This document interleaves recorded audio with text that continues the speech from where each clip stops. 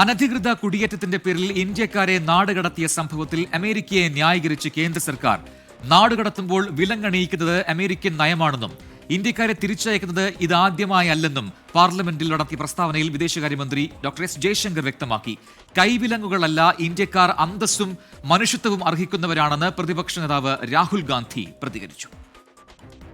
അനധികൃത കുടിയേറ്റത്തിന്റെ പേരിൽ 104 ഇന്ത്യക്കാരെയാണ് ഇന്നലെ അമേരിക്കൻ സൈനിക വിമാനത്തിൽ അമൃത്സറിലെത്തിച്ചത്. കൈവിലങ്ങും കാലിൽ ചങ്ങലയുമായി 40 മണിക്കൂറോളം വിമാനത്തിൽ കഴിയേണ്ടി വന്നെന്ന് മടങ്ങിയെത്തിയവർ മാധ്യമങ്ങളോട് പറഞ്ഞു. ഇക്കാര്യം ചൂണ്ടിക്കാട്ടി പാർലമെന്റിന്റെ ഇരുസഭകളിലും പ്രതിപക്ഷം പ്രതിഷേധമുയർത്തി. പിന്നാലെയാണ് വിദേശകാര്യമന്ത്രി എസ് ജയശങ്കർ പ്രസ്താവന നടത്തിയത്. നാടുകടത്തുമ്പോൾ വിലങ്ങണിയിക്കുന്നത് അമേരിക്കൻ നയം. 2009 മുതൽ ഇന്ത്യക്കാരെ മടക്കി അയക്കാറുണ്ടെന്നും വിശദീകരണം. The process of deportation is not a new one.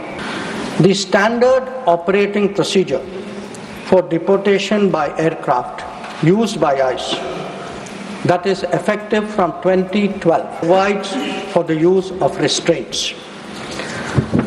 However, we have been informed by ICE that women and children are not restrained. വിദേശകാര്യമന്ത്രിയുടെ പ്രസ്താവനയ്ക്കെതിരെയും പ്രതിപക്ഷ പ്രതിഷേധം. ചോദ്യങ്ങളുമായി നേതാക്കൾ. Is it a fact that it emphasizes humane treatment in deportation cases? Illegal agents. Will the government do something to ensure that illegal agencies are busted? ലോക്സഭയിലെ വിദേശകാര്യമന്ത്രിയുടെ വിശദീകരണത്തിനിടെ പ്രതിപക്ഷം നടുത്തളത്തിലിറങ്ങി പ്രതിഷേധിച്ചു.